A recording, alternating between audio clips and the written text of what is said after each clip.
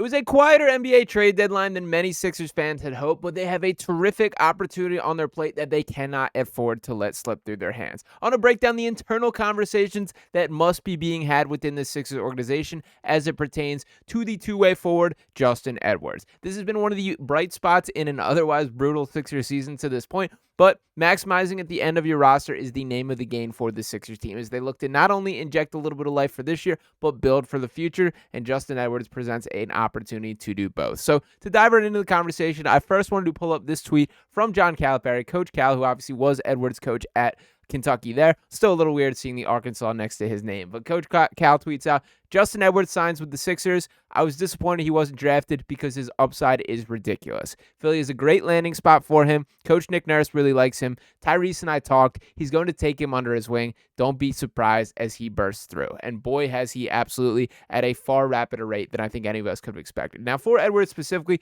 a pretty unique trajectory that he's taken throughout his career. This was a highly ranked, highly touted recruit that was believed to be on the pathway to be a clear-cut lottery and potential number 1 overall pick in this year's draft. That obviously was not the way that things did go. That he went to Kentucky and did not receive the level of opportunity that was expected. Frankly, he was outplayed by the Rob Dillinghams and Reed Shepherds of the world. That is sort of the theme of Kentucky with Coach Cal there, and obviously him not there any longer. But you bring in as many 5-star and top-tier recruits as you can get and let them dog it out. And for Justin Edwards specifically, did not end up on the winning side of that. Now, in fairness to him, I do think it's sometimes portrayed as he was worse in the actuality. To pull up his stats overall, he started 30 of a possible 32 games, played 21.4 minutes per game. In that period of time, he averaged 8.8 points, 3.4 rebounds, the assist 0.9 assists per game. My fault on that. The number's not fully telling the story there. He did shoot 36.5% from 3, and to kind of lay out what he's done at the NBA level, pretty similar output here. 8.0 points per game, 3.1 rebounds, 1.4 assists, shooting 35.7% from the field or from beyond the arc,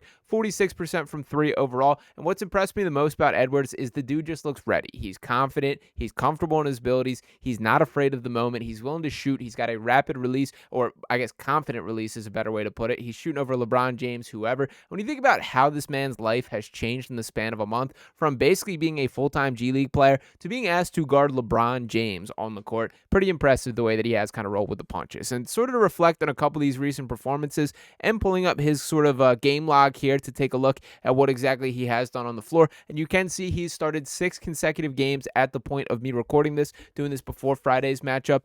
But you can see kind of the production. Shot 6 of 13 from the field against the Dallas Mavericks, 16 points there. He's at a 15-point performance and doing it all in all areas. Defensively, he's been excellent, shot the 3-ball well and willing, and clearly carving out an arc for him on this Sixers team. Now, when I speak about the opportunity being here on the table, it is because of where he was drafted. And in general, when you think about acquiring talent across the NBA, there's a variety of ways you can do it. We're at kind of at one of the biggest points, or just past one of the biggest points, with the trade deadline being a clear part. But if you want long-term commitments from guys, the draft is the best way to do it. Now, with that being said, first-round picks, the pathway is clear. Jared McCain, he was selected. He has a set assigned value or what his contract would be because he's a first-round pick. That is not the case for second-round and undrafted guys. And for Justin Edwards specifically, he is a Philadelphia guy, got an opportunity to stick with his hometown team, made the most of it, took the 2-way contract, but now the Sixers need another body, and he should absolutely be upgraded to a standard deal. And to give an example of this, I'm going to use Ricky Council IV. This kind of had been used to be referred to as the Hinkie Special, as the Sixers were excellent at doing this in the process.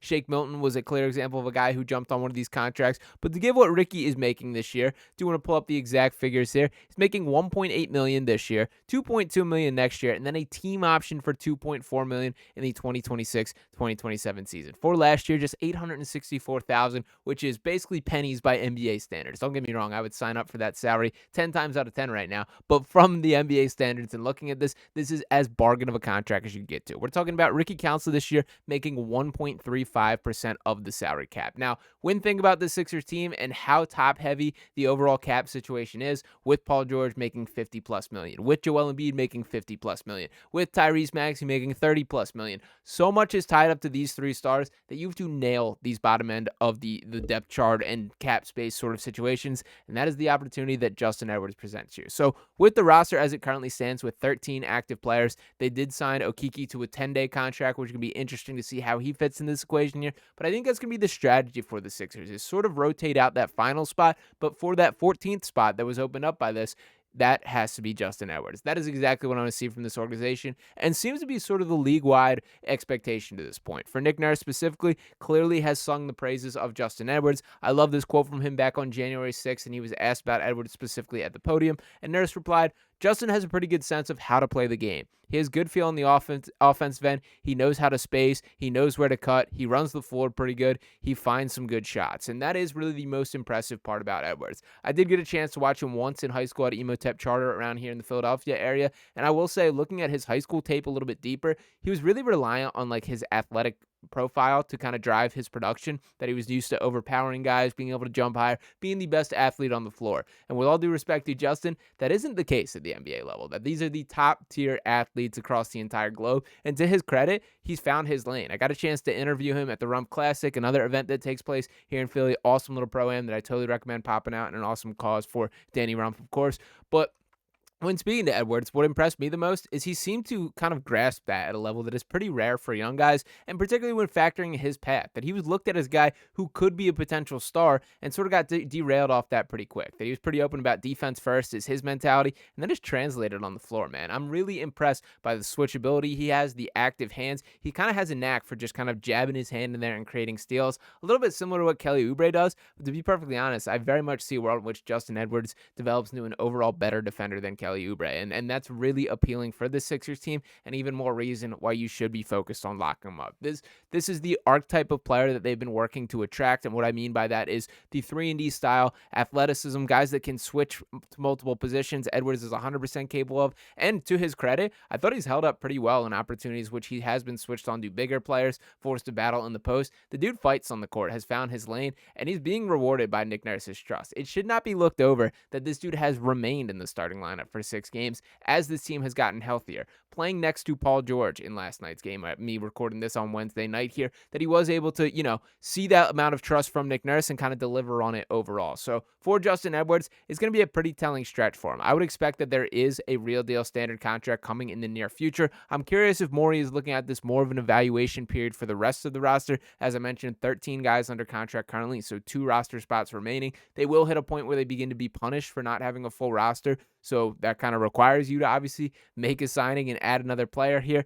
If Morey does this, and he kind of leaned on this tactic pretty heavily during his Houston days, but sort of rotating through 10-day guys to get a look. Okeke, I think, is a clear example of that, of maybe this is a redemption story for a guy who has not found his best basketball yet at the NBA level, or maybe this is just a flash in the pan. We see him for a couple games and never again. That is absolutely on the table as well, but that is not the story I want to see with Justin Edwards. So for the Sixers front office, I would prefer them act proactively and lock this guy up on a long-term deal. Edwards very well might have earned a contract larger than Ricky Council, and even when Ricky was providing nice sparks, clearly being something to the Sixers team, there's a level of comfortability I have with Edwards, just knowing his role, knowing how to do the right thing, and what he can clearly grow into as a player. That is a higher level than what I still feel about Ricky Council IV here. So I wouldn't even mind if the numbers are slightly bumped up or higher than this, and in particular as you start to factor in the trade repercussions, that yes, you want the lowest number as possible, but there's also certain deals in which there is value in having guys on larger contracts. Obviously, the KJ Martin signing did not work out, but that was in theory what could have happened there. You can sign anyone under $8 million because you can flip him for that with attaching picks. Unfortunately, the Sixers did not find themselves in a position where that was an effective tactic and had to forcibly pay to get off that contract. So huge mistake there. I'm not saying that level of a bump up for Justin Edwards, but if we're talking in like the $3 million, $4 million range, I would have no issue with that being the current case for him. So will be interesting to see what these conversations are in the near future, but it does feel like there's a ton of speculation pointing to this being the case, and it would absolutely be the right move by the Sixers team. So don't give another organization any sort of chance to let Justin Edwards walk out this door. Hand him a standard contract and make him a part of this rotation moving forward. That is my plea. That is my request to Daryl Morey, and I do think that he will deliver on it. Let me know what you guys think in the comments. Are you on the same page with that overall game plan? And give me your player comp for Justin Edwards. Do you want to hear from that in the comments? Me personally, I'm going to toss out Derrick Jones Jr. I don't think that Edwards is quite the level of athlete that Derrick Jones Jr. is, but as far as the way they play, obviously both being lefties here, I see a pretty clear pathway that he can follow down that line and bring that level of production to the Sixers team, which once again is a very useful player there. So shout out to Justin Edwards for giving Sixers fans a little something to be excited about in a team in which it was drastically needed. Daryl Morey, you now have to knock it down and capitalize on this situation, and that's exactly what I expect to be the case moving forward. So once again, appreciate each and every one of you guys tuning in. If you have not already, make sure you're smashing that subscribe button, dropping a like on this video here, and I'll be back talking with you next time right here on Sixers Digest. Peace.